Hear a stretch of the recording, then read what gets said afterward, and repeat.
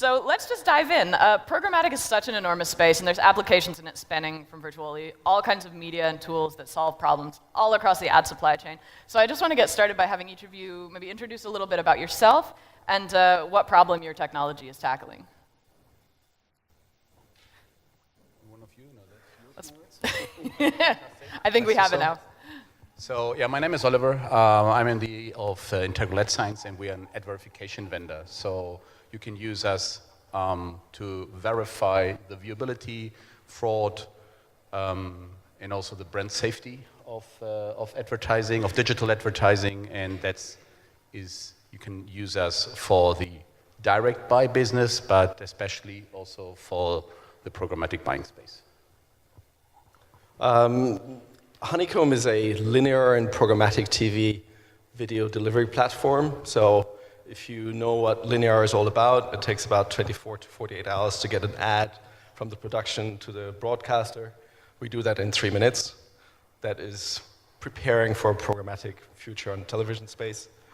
We do solutions for broadcasters so they can, in basically 10 seconds or 30 seconds, create 45 different versions of the same ad for all the different platforms, because today they do it, you won't believe it, manually from one folder to the other folder. So what you think is programmatic takes about 12 hours for a broadcaster to actually create the different folder structures into the mobile, the freewheels, and the different CDNs. We do that, and yeah, we help advertisers to spend their money more on getting more value out of the media and on more creative solutions, meaning more versions for the same amount of money being delivered to the broadcasters. That's what we're doing. Well, hi, I'm Andreas, and my job is simple. I don't sell ad tech. At Zalando, we are on the media buying side, and as Zalando Media Solutions, we also help clients to do efficient, effective media buying. So that's what I'm going to represent here tonight. Great. I want to set the tone just a bit by throwing a couple numbers out there. So according to the IAB Europe report, spending on programmatic advertising has rose to 8.1 billion euros in 2016, and that accounted for fully half of digital ad spend. Programmatic video accounts for over 45% of online video ad spend, and a whopping 65% of mobile ad spend was traded programmatically in 2016. And this is just Europe, so the US, even bigger numbers, you can imagine. And as for TV, of course, Business Insider is expecting programmatic spending to reach $3 billion in the US this year, and Magna Global says that addressable TV alone will reach $600 million in ad spend. So this is a really big and constantly growing market. Based on the numbers, the rise of programmatic is really undeniable. So let's talk a little bit about why this is. Where is programmatic really making strides and improving on the status quo in advertising? Shall I begin? So programmatic is great for us. It gives unprecedented power of decision making, of quick reactions, and of access to understanding and data. It comes with pitfalls, however. You have to know your way around. There's lots of ways you can lose money very quickly, but with the right partners, it's a great tool to grow. It's a great tool to scale, and it really can get you efficiency into your house. Just talking about the TV broadcast environment, the main advantage for programmatic on TV is that you can target finally an audience in a much more segmented, much more minuscule way than you could do previously. So it allows advertisers to spend this famous 50% of which you don't know whether you spend it correctly or not correctly. It allows smaller advertisers to put ads on televisions. And it's just much more effective and efficient on a programmatic TV environment. So we see in markets like the UK where programmatic television is happening with Sky as an additional revenue for television. So it's not a part of television, it's an additional revenue part, taking away from online or taking away from other media forms, because it allows to segment and to allow to enter the TV space on a more targeted or a really targeted geographical and customer base level. I would rather say that programmatic allows you to buy really based on data, which is I think, the big advantage and efficiency driver. And, obviously you also need to invest into tech to be able to buy on a programmatic buying space, and that is sometimes not as automated as maybe everyone is expecting, but once you go through the learning, which obviously causes also a bit of headache, but then you are much, much more efficient. I saw you, Andreas, a little bit skeptical, I think, of something before, and you also mentioned the pitfalls that you can have and the money that you can lose, and that's the next space I kind of wanted to go into. So where do you all see the main challenges of the programmatic space at the moment? Well, that's an interesting question. I mean, there's the obvious answers. Brand safety is the big topic in H1 this year. Fraud is a long-running big topic. I must say, if you look at programmatic from a, let me say, open programmatic versus the walled programmatic, let me say, then I would actually put into the ring a different view, and that is, when we talk about programmatic, what kind of views do we hear? We hear advertisers, we hear tech providers, so we only hear about people who are making money in this, right? Do we ever hear about consumers? We don't. And I think that's one of the big disadvantages that free programmatic has, as opposed to the famous walled gardens, that let me say, the influence of the consumer, the voice of the consumer is rather limited, rather low. And that means that the outcomes that are going to be presented are often, let me say, suboptimal for the consumer, and that in the end goes back to the performance, to the impact you can have as an advertiser, and to the monetization you can have as a publisher. But yeah, nevertheless, I think by using data, you immediately detect that you might upset a user, and you can change your strategy, around the way you wanna address things. If it comes down to retargeting pieces, how often you address, what kind of products you show, and so on and so on. And that's the advantage, that you can do that in real time. You detect it in real time. You can change in real time. And there's less money wasted, and hopefully also less pitfalls or less upset clients. And yes, the two topics that you just raised, brand safety and fraudulent traffic, obviously it's easier to cheat if if machines are talking to each other, but at the same time it's also easier to detect, which and again in real time, so you can again optimize on it in real time, and just run in a campaign like in the previous days and detecting that something has gone wrong, and you're trying to find out. So that's the big advantage of the automated AI-based programmatic buying space. And how exactly does this work? How does this detection actually happen?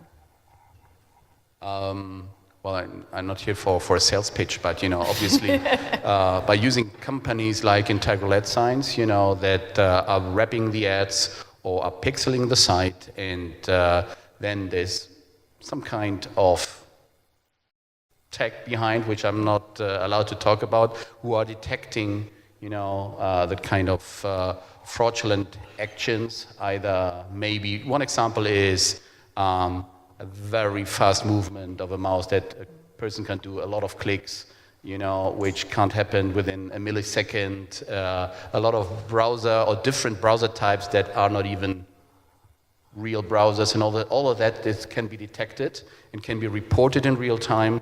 And that's especially an advantage to the buyer, but we are informing the seller in that case, to prevent that, because not all the ongoing cheating is really something that especially, or let's say the other way around, some publishers are used, or the brands are used from, bot networks, as they're just masking themselves, and that's something that it needs to be prevented. Talking about the programmatic TV space, I think main differentiator is the safe haven of TV, because it's so much more protected and so much more secure. So broadcasters in UK or in Germany, they view the ads before it goes on air. In France, it's the same thing. So I haven't seen somebody sitting there at YouTube watching all the ads before they're going to be published, or in a DSP or in an exchange. So this kind of safeguarding the content that will be broadcast is, I think, a big advantage of programmatic TV. And I think one way to tackle that is also lots of first-party ad serving versus third-party ad serving happening in the programmatic TV space. So I see that as a way to protect the safetiness of that environment. And you Can I please ask jump, a question? yeah, Yes, please jump Mr. in. If I jump straight in, shortening the cycle time, you mentioned a couple of minutes in your life, is that going to introduce similar issues in a sense that we see in the, say, broad programmatic world? So do you expect in, I don't know, 2-3 years' time, you will be tackling, the safety nets other than, humans watching ads? I think it will be a challenge. You're absolutely right, because people want to expect that turnaround happening in the same speed like with online. But because it's so much more regulated, the TV environment, it will take probably an hour or so until the ad is actually made available for the ad to be served. So that safety net will still remain a huge differentiator for the programmatic TV environment versus the online programmatic.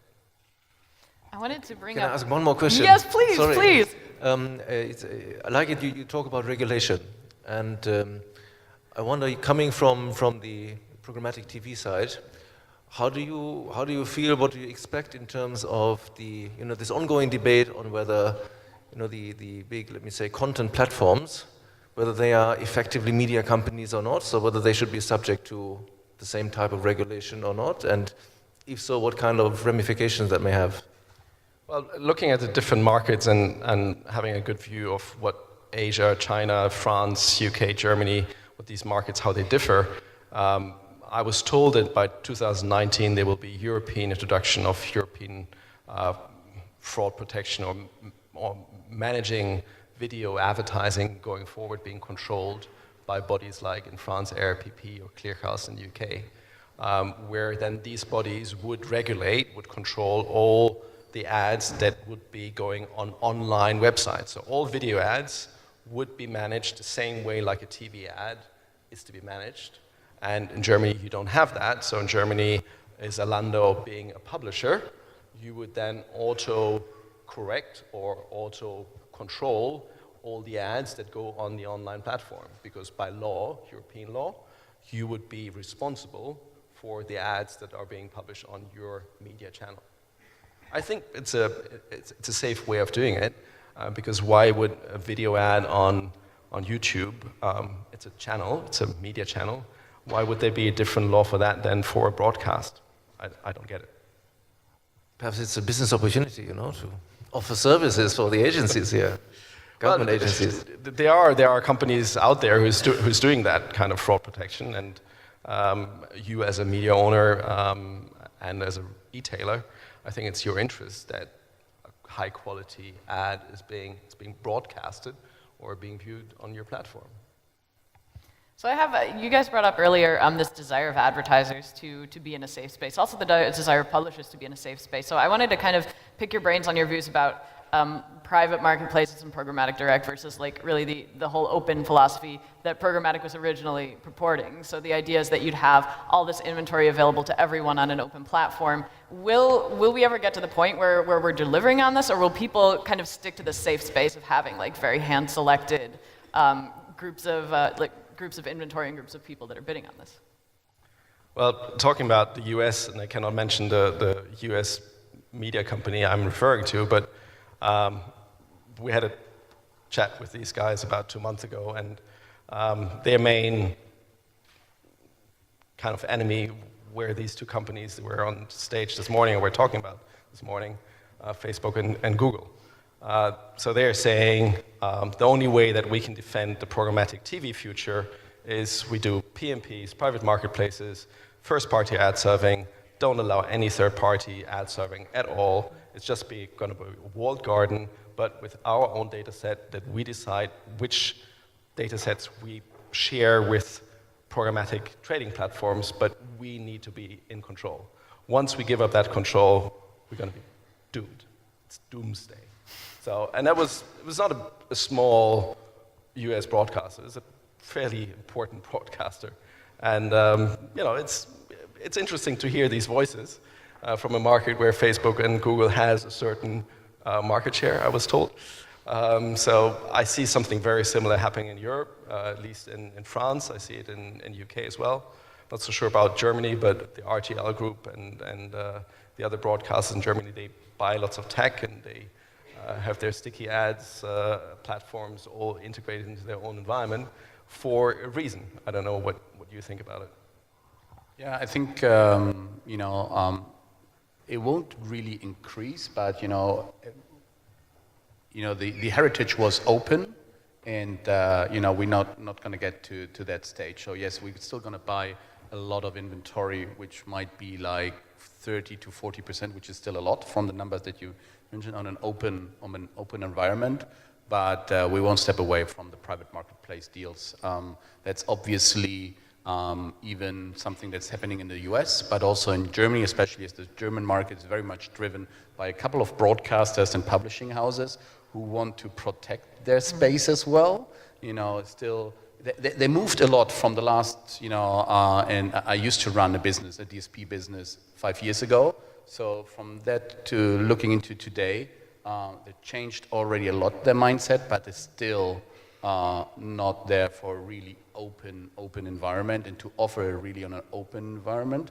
And it's still seen as private marketplaces is quality, and the open is more mid to long tail, which that's always the area where fraud and brand safety issues come up, which is not the case, because especially brand safety, it's something that Andreas just mentioned as well, is subject to each single advertiser, because sometimes you might consider a terror attack as a news, and not a nice news, but a news, and sometimes you would just consider it as violence and whatever, which you don't want to be advertising close to it. So that's really something that is still going to happen, and especially in a very news-driven publisher market like the German market, brand safety is something that needs a lot of consultant, and also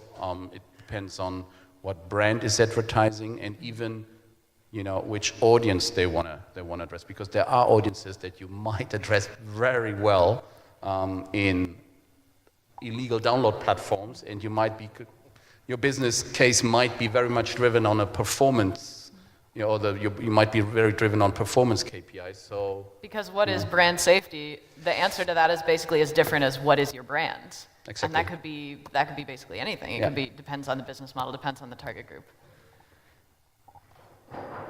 We've seen brand safety or targeting, to your question, in the UK, two different types of advertisers. A luxury car advertiser called McLaren, they spend £50,000 on advertising. Very segmented, geographical, targeted households. They had normally 2 cars a week in the same neighborhood. Now they sold 8 cars a week during the period of the time, and each car is about £250,000 of value. So very targeted, very segmented, return on investment, immediate, And there was, an advertiser with a toy shop. He spent £5,000 on the ad, and again segmented the neighborhood where people would come to his shop. Brand safety, targeted. It was a PMP because you could only buy on Sky, but highly efficient, really effective. I'd like to comment. You ask, is it PMPs in the end or is it open in the end? I don't want to give a bold prediction here. I think both have their merits in different dimensions. Broadly seconding Oliver's points, and also I think your view is right. One thing to keep in mind, very often it just boils down to 80-20 thinking. So how do I solve 80% of my problems? And that can be basically a simple business rule. These are my partners, this is my private marketplace, and that's it. That can, in many cases, simply be the best setup. So my next question was actually one that I'm thinking of spontaneously now. So the publishers want the safety of having these private marketplaces. What are advertisers getting from this as a benefit? So obviously the brand safety topic, but what use cases? I mean, if we're looking at maybe these can both coexist. We have about 75% of the audience are from digital brands, or marketers of digital brands. What cases are they going to be using these different types of programmatic platforms for? Where very concretely do they stand to benefit the most? I think it's about how this data, especially the user data sets, are made available for trading. This morning there was a talk about geo-targeted, very local buying through cross-device targeting, a company called Rockat. And it's about what can you share with your advertiser as data to make the media buy more effective. And if you compare that with Facebook or with Google environment, you're very limited what you can actually get back as a data set. When you think of a secured PMPs, and you have 50 PMPs in Germany, for example, and you get all the data back that you need or you want to have to allow a better targeting, I think that's a huge advantage for the advertiser. The advertiser wants transparency. He wants to understand who is buying what and where he should spend his advertising. That's what he wants. And if he can only, take your example, buy on Zalando, and you're not giving back your advertisers some data, he will not like it. So he wants some data back from you because he's spending the money with you. And if you give your data and share that data with the other, let's say, areas where the advertiser has spent on a PMP, then I think he will be a happy customer of Zalando. Don't you agree? Or you don't want to share data? You were a bit too fast. I'm still traveling along your train of thought. But in general, if you ask for advice, be opportunistic. Just do what works. I mean, that's I think the main. That's a very personal view, but personally, I think the main advantage of programmatic is you see quickly what works. So do what works. Period. You know, and also, you know, talking about the programmatic space, because you asked also about, you know, what might be the advantage for a publisher and the buyer. Yes, for the buyer, it might be a lower risk level, especially on fraud, and especially also, again, it's the question how you consider brand safety, you know, and obviously if you look into also viewability rates, you know, you have a lower amount of publishers included in a PMP, because you sometimes sign off also a PMP with a huge sales house, so there's still a lot of sites, and so the optimization piece is easier. On the other hand, which is also a disadvantage, even you asked just for the advantages, is that you're cutting your reach, you know, and we just said we're going primarily, or we're using programmatic, you know, to reach an audience, you know, data-based audience, and you're sometimes just cutting off your reach, because maybe the same user can be bought even less expensive in the mid and long tail, but you're afraid of, you know, running maybe into higher risk. And yes, you know, I can prove, or Internet Science can prove that there is a higher risk to buy on the open exchange. You know, Andreas is laughing because he's a customer of ours and he's exactly using us exactly for that piece, to avoid that risk that you're entering. And you know, there are obviously many reports showing that case that yes, there is a higher risk to run into such issues. And I like this philosophy of just try everything out, try it fast, see what works. I mean, this is very much the startup philosophy, but also in a really, really practical sense. A lot of times at the smaller digital companies, you have very few people who are trying to manage this. So how are you going to deal with trying out all these different platforms at once? Where do you start that in a really practical sense? How is this simplifying life for marketers if you have all of this like very, very sort of fragmented market? If I may start, it very much depends on what kind of company you are, what stage you are. If I was at a startup today, I would seriously think about how can I organically get reach. Really spend 70% of my time thinking about that, because the big platforms are so incredibly saturated, so incredibly high competition. It's very, very costly to scale there. if you are, let's say, a bit bigger, then the pitfall always is to simply follow what worked in the past and not prepare for what's going to work in the future. And therefore, the setup has to be such that you have a very experimental setup, where you move into new technologies, new channels, and then new ways to look at your consumer base and so on, while having your bread and butter being supported by what has proven itself in the past. But again, the pace is well, you have to prepare for major shifts at any point in time. Yeah, and the shift is also comes with cost, to be honest. So with learnings. So if your mentality is trial and error, which is fine because you need to maybe use several platforms and feel which is the best for me, which data provider is the best for me, and so on and so on.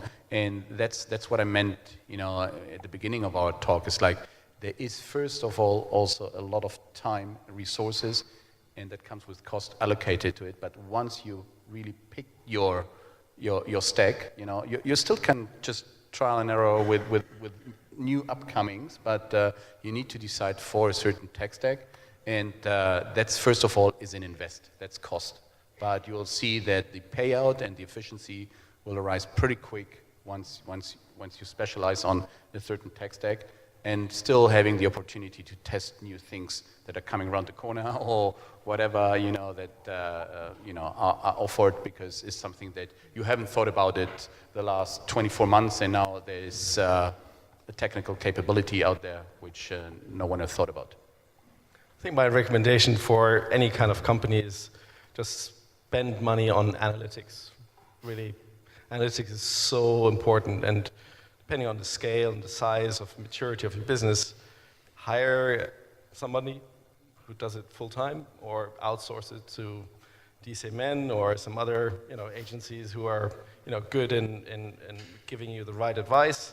Because without knowing what's happening, God, it's going to be again the 50-50 thing. I don't know where I spend my money rightly, I think I want to take this chance now to open up the panel to questions from the audience. I know we've been a little short on questions time this morning, but I'm hoping we can get some out here. If I can see any of you, do we have any questions from the audience? It's a little bit dark out there. Oh, we have one. Just going back to the major question, winners and losers in the programmatic game, we haven't talked that much about it. In your view, who is the winners, or who can be a winner, and who is going to be a loser in that scenario? Or is there only winners? Please don't say only winners. Well, the ecosystem consists obviously of the media owners, so publishers, broadcasters, agencies. So maybe the question is, what is your company representing, or are there special focuses that you're interested, you want to protect, see whether... We're an agency, but I come from the client side, so you can pick either or.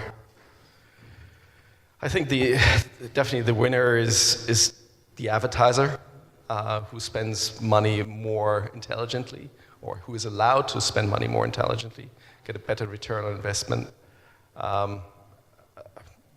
Loser can be the publisher, the broadcaster, if he doesn't manage the inventory correctly. He can be a winner as well. I think a big loser and winner, depending on how they tackle it, is Facebook and Google. I was told, or yesterday, it was 2 days ago, it was announced that Google is offering all the broadcasters in America free ad serving, free distribution, free usage of CDN. We've heard about Google doing the same thing 10 years ago with publishers, meaning print publishers, and I think if Axel Springer is still around, they would tell you how they think about that. So yeah, it really depends how publishers engage with Google and Facebook going forward. It can be either or. Coming back to efficiency and effectiveness from the advertiser point of view, I think programmatic brings a lot of efficiency to the, let's say, the big fish in their market, because they can leverage their brand in a more targeted manner, and it brings a lot of efficacy, I think that's the word, to the long tail, to the very small ones, because with programmatic, it is much easier than it used to be to get to the right consumer on a small scale, and that really benefits the long tail, the small advertiser. I think we have one question up front, if I'm not mistaken. We have our mic runner coming to you in just a second.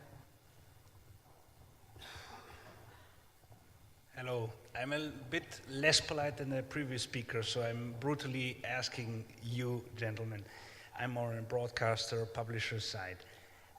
My impression, and I'm curious to have your view on this, is that yes, there is efficiency gain. Yes, there is, in some cases, efficacy gain. But my impression is that the whole value chain in the market is shortened and without replacement. Which means, on the one hand, that the broadcasters may have, at a certain stage, less money to buy qualitative content, to generate the audience, to offer to you clients. What is mainly the shortening of the value chain? Do you see this? Or, so the money is not spent in a different way, it's out of the market and lost for both clients, both for the agencies and the broadcasters. I understand your point, and I hear that from time to time from broadcasters, especially, who say their concern is, to put it in the broad spectrum of the public here, if I know that the target audience I could buy on, I don't know, let's take a German example, on RTL 1 or RTL, the same audience I can buy for less money on RTL Plus.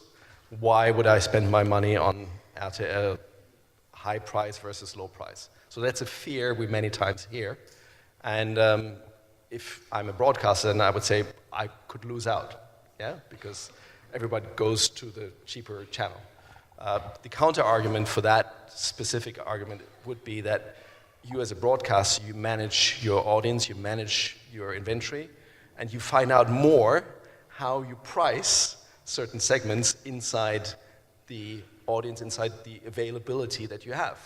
And that means analytics. So you need to understand where your audience is and where your audience goes.